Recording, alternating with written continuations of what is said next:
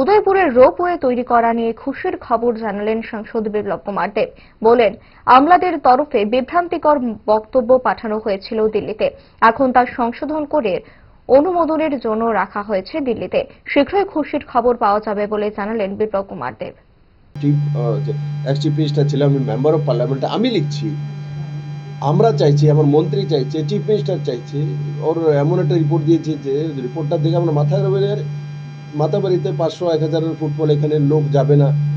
আপনিও তো মাতাবাড়ির লোক, কি মাতাবাড়ি রেলওয়ে স্টেশন থেকে রূপওয়েটা হলে সেখানে লিখেছে 5 জন পর্যন্ত লোক পাওয়া যাবে ডেলি। আরে ত্রিপুরা মানুষকে আমি চিনি, দরকার হলে গাছের ফল, নারকেল বিক্রি করে, ফল বিক্রি করে গিয়ে রূপওয়েতে উঠে মাতাবাড়িতে যাবে লোকাল লোকেরাই।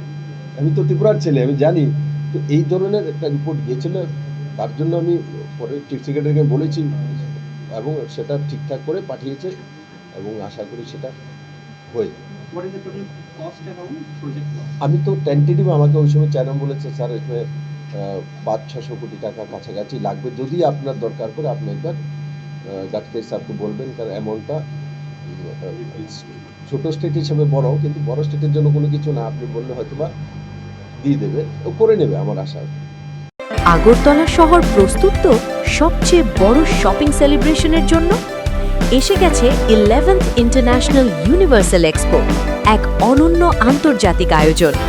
চিলড্রেন্স পার্ক আগরতলায় 9th জানুয়ারি থেকে 26 জানুয়ারি 2026 পর্যন্ত। দুবাই, আফগানিস্তান, টার্কি, থাইল্যান্ড সহ বিভিন্ন দেশ থেকে এসেছেন ফরেন পার্টিসিপেন্টস। নিয়ে এসেছে আন্তর্জাতিক পণ্য, স্বাদ আর সংস্কৃতির অনন্য অভিজ্ঞতা। শপিং, ফুড, এন্টারটেইনমেন্ট সবকিছু এক জায়গায়।